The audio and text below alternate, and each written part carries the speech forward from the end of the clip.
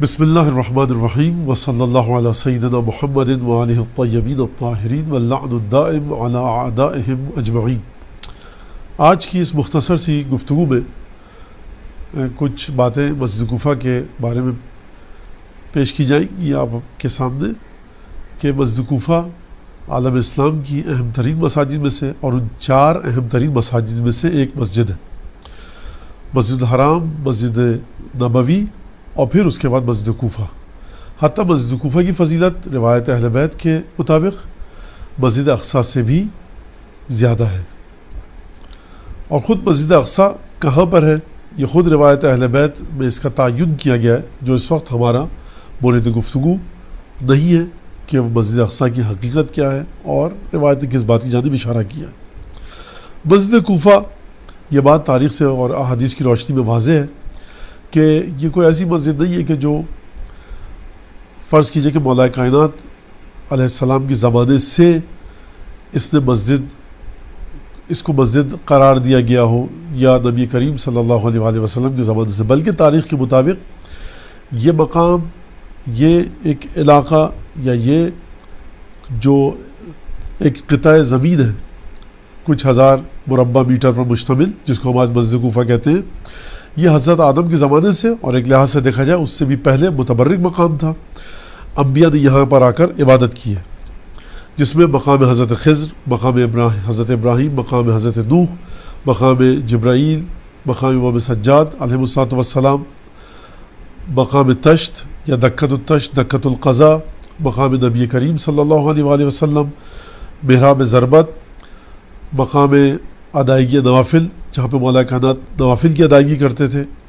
اس امام صادق علیہ السلام کا مقام، یہ سب مقامات مسجد کوفہ میں جن کا نام لیا جا سکتا ہے۔ حتیٰ بعض روایت کے مطابق طوفان نوح کا آغاز اسی مقام سے ہوا۔ اسی مسجد کوفہ میں مولا کائنات نے حضرت امین علیہ السلام نے معجزہ دکھایا کہ آج جو مومنین جاتے ہیں، اور صدر دروازہ یا مرکزی دروازہ سب سے بڑا ہے، اور روایات میں اس کو کہا گیا ہے کہ وہ دروازہ جو بنی کندہ کے محلے کی طرف سے آتا ہے، جس کو بعض کتابوں میں باب الفیل اور بعض کتابوں میں باب الثعبان کہا گیا۔ باب الفیل مطلب ہاتھی والا دروازہ، باب الثعبان یعنی اژدہے والا دروازہ۔ فرق کیا ہے؟ مولا کائنات گفتگو فرما رہے تھے، خطبہ دے رہے تھے، منبر کوفہ پہ تشریف فرما تھے، رونق افروز تھے، کہ ایک اژدہا آیا، اور اژدہے نے مسجد میں آ کر، جب اژدہا مسجد میں داخل ہوا تو لوگ دہشت میں آ گئے۔ مولا نے سب کو ایک تسلی دی، اور مولا نے گفتگو کی اس اژدہے کے ساتھ۔ اژدہے نے مولا سے سوالات کیے اور پھر وہ دوبارہ چلا گیا۔ تاریخ کے مطابق وہ ایک جن تھا کہ جو اژدہے کی صورت میں آیا تھا مولا کائنات سے سوال کرنے کے لیے۔ جس دروازے سے وہ آیا تھا، یہ وہی دروازہ ہے کہ جو آج کے دور میں مسجد کوفہ کا صدر دروازہ کہیے یا مرکزی دروازہ کہیے، سب سے بڑا دروازہ ہے، جس کو روایات میں وہ دروازہ کہا گیا ہے جو بنی کندہ کے محلے کی طرف سے۔ آج مومنین جائیں اگر اس دروازے سے باہر کی طرف آئیں، جب باہر نکلتے ہو بائیں ہاتھ پہ بنی کندہ کا محلہ، آج بھی بورڈ وہاں پر نصب ہے۔ جب حکومت تبدیل ہوئی مولا کائنات کی شہادت کے بعد، جو دمشق میں تخت خلافت پر یا تخت بادشاہت پر جو دمشق کی انتظامیہ تھی، اس نے مولا کائنات کے بغض اور نفرت کی وجہ سے اس دروازے کا نام باب الفیل رکھا، یعنی ہاتھی والا دروازہ، اور یہ کیا گیا کہ یہاں پر ہاتھی لا کر باندھ دیا گیا تاکہ لوگوں کے ذہن سے وہ معجزہ محو ہو جائے اور مٹ جائے۔ لیکن ہمیں حکم دیا گیا کہ ہم اس دروازے کو باب الثعبان کہیں، یہی مرکزی اور صدر دروازہ ہے۔ یہ مسجد کوفہ کے بارے میں کچھ گفتگو۔ راوی آتا ہے چھٹے امام جعفر صادق علیہ السلام کے پاس، مولا اس سے کہتے ہیں کہاں پہ رہتے ہو؟ کہا کوفے میں رہتا ہوں۔ مولا نے ایک سوال کیا، کم بینک و بین مسجد کوفہ یکون میلا، تمہارے جہاں تمہارا گھر ہے اور مسجد کوفہ کے درمیان کتنا فاصلہ ہے؟ 1 میل پر ہے؟ راوی نے کہا لا، نہیں 1 میل پہ نہیں، اس سے بھی کم ہے۔ امام نے فرمایا اما لو کنت حاضرا بحضرته، اگر میں اس محلے میں رہتا جہاں پر تم رہتے ہو، لرجوت ان لا تفوتنی فیہ صلاۃ، مجھے امید یہ کرتا ہوں میں، یا میرا جی یہ چاہتا، یا میں یہ کام کرتا، مجھے پسند ہوتا کہ میری ایک بھی نماز فوت نہ ہو مجھ سے، اور میں تمام کی تمام نمازیں اپنی مسجد کوفہ میں جا کر پڑھوں۔ یہ روایت اور یہ جملہ کہ مولا کہنا اگر 1 میل سے کم ہے، یہ خود مسجد کوفہ کی عظیم الشان اہمیت کو ہمیں بتلاتی ہے اور یہ روایت بیان فرماتی ہے مسجد کوفہ کی اہمیت کو۔ اچھا، اب کچھ روایتیں پیش کریں گے یہاں پر کہ جو مسجد کوفہ کی فضیلت اور اہمیت پر دلالت کرتی ہیں اور مسجد کوفہ میں عبادت کے ثواب کو بیان کرتی ہیں اور واضح کرتی ہیں۔ امام باقر علیہ السلام فرماتے ہیں کہ لو یعلم الناس ما فی مسجد الکوفہ لا عد له الزاد والرواحل من مکان بعید۔ مولا فرمانے اگر لوگ یہ جان لیتے اور یہ لوگوں کی سمجھ میں آ جاتا کہ مسجد کوفہ میں کیا فضیلت ہے اور مسجد کوفہ کی کیا فضیلت ہے، تو لا عد له الزاد والرواحل من مکان بعید،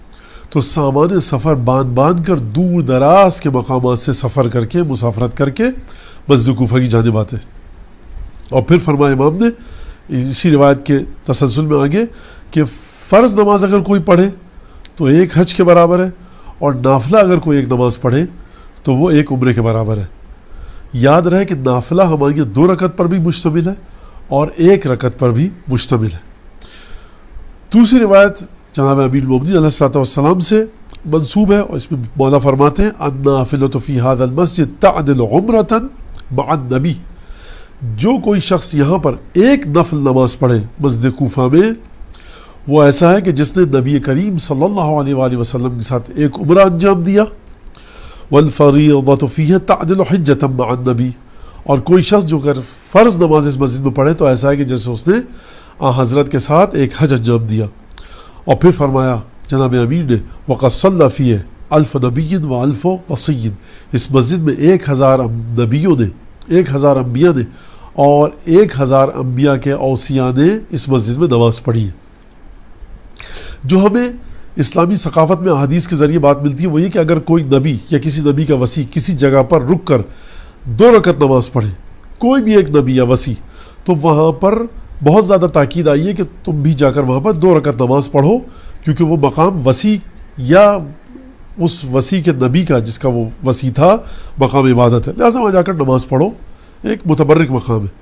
اب سوچئے کہ جس مسجد میں 1000 انبیاء نے اور 1000 اوصیاء نے نماز پڑھی تو اس مسجد کا کیا مقام ہوگا۔ اسی طرح روایت ملتی ہے ہمیں امام جعفر صادق علیہ السلام سے مسجد کوفہ کے بارے میں کہ البرکۃ منہ علی رأس 12 میلا، برکت جو مسجد کوفہ کی جانب آ رہی ہے وہ مسجد کوفہ کے 12 میل کے فاصلے سے وہ برکت کا مقام ہے، اور برکت وہاں پر برکت کا نزول ہو رہا ہے من حیث ما جئت۔ یعنی کیا مطلب؟ یعنی تم جب بھی مسجد کوفہ کا قصد کرو، ارادہ کرو کہ ہم مسجد کوفہ کی طرف جا رہے ہیں، من حیث ما جئت، تم جس سمت سے بھی مسجد کوفہ کی طرف آنے کا ارادہ کرو، جب 12 میل کے فاصلے پر پہنچ گئے تو وہاں پہ برکتوں کا نزول شروع ہو چکا ہے، اور وہ مقام ہے کہ جہاں پر برکتیں نازل ہو رہی ہے۔ اسی طرح مسجد کوفہ کے بارے میں امام جعفر صادق علیہ السلام سے ایک روایت ہے کہ جس میں امام فرما رہے ہیں کہ ما من عبد صالح ولا نبی، کوئی بھی عبد صالح ایسا نہیں ہے اور نہ کوئی نبی، الا وقد صلی فی مسجد کوفان، مگر یہ کہ اس نے مسجد کوفہ میں نماز پڑھی، حتی یہاں تک کہ امام جعفر صادق علیہ السلام فرما رہے ہیں ان رسول اللہ صلی اللہ علیہ وآلہ وسلم لما اسری بہ قال له جبریل اتدری این انت یا رسول اللہ الساعہ، یا رسول خدا کیا آپ جانتے ہیں کہ یہ کون سا مقام ہے؟ جس کے بعد حضرت جبرائیل نے رسول خدا کے سامنے بیان کیا، فرمایا کہ انت مقابل مسجد کوفان، آپ کوفے کی مسجد کے مقابلے میں ہیں اس وقت جب آپ معراج پر تشریف لے جا رہے ہیں۔ تو نبی کریم نے جبرائیل سے کہا کہ فاستأذن لی ربی حتی آتیہ فاصلی فیہ رکعتین، کہا جبرائیل پروردگار عالم سے میرے لیے اجازت لو کہ میں یہاں پر اتر کر نماز پڑھوں۔ فاستأذن، جناب جبرائیل نے پروردگار عالم سے اجازت لی، فأذن له فحبط فصلى فیہ رکعتین، اجازت ملی، نبی کریم نازل ہوئے، تشریف فرما ہوئے، وجود اقدس نبی کریم اس مسجد کوفہ میں نازل ہوا، اور اس کے بعد نبی کریم نے 2 رکعت نماز پڑھی۔ اور پھر امام جعفر صادق علیہ السلام فرما رہے ہیں وَإِنَّ قِبْلَتَهُ لَرَوْضَةٌ مِّن رِيَاضِ الْجَنَّةِ، قبلے کی سمت مسجد کوفہ کے جنت کے باغوں میں سے ایک باغ ہے۔ وَإِنَّ مَيْمَنَتَهُ لَرَوْضَةٌ مِّن رِيَاضِ الْجَنَّةِ، مسجد کوفہ کی دائیں سمت جنت کے باغوں میں سے ایک باغ ہے. وَإِنَّ مَيْسَرَتَهُ رَوْضَةٌ مِّن رِّيَاضِ الْجَنَّةِ, اور اس کے بائیں طرف جنت کے باغوں میں سے ایک باغ ہے. اور پھر فرمایا مولانا چھٹے امام نے وَإِنَّ الصَّلَاةَ الْمَكْتُوبَةَ فِيهِ لَتَعْدِلُ بِأَلْفِ صَلَاةٍ, ایک واجب نماز جو اس میں پڑھے گا وہ 1000 نمازوں کا اس کو ثواب ملے گا. وَإِنَّ النَّافِلَةَ لَتَعْدِلُ بِخَمْسَمِائَةِ صَلَاةٍ, جو ایک نافلہ نماز پڑھے گا اس کو 500 نافلہ نمازوں کا ثواب ملے گا. یہ تو بات تھی عبادت کی جو مولا فرما رہے ہیں. بات بہت آسان ہے اور سمجھ میں آ گئی. امام نے فرمایا لیکن اس وقت انسانی عقل دنگ رہ جاتی ہے کہ جب اس مسجد کا ثواب اور اس مسجد کی برکت کے بارے میں چھٹے امام یہ فرمائیں وَإِنَّ الْجُلُوسَ فِيهِ بِغَيْرِ تِلَاوَةٍ وَلَا ذِكْرٍ لَعِبَادَةٌ, خود اس مسجد میں بیٹھنا بغیر ذکر الہی کیے ہوئے, یعنی کوئی ذکر نہ کیجئے, آپ کوئی نماز مت پڑھیے, کوئی تلاوت مت کیجئے کسی دعا کی, قرآن کی,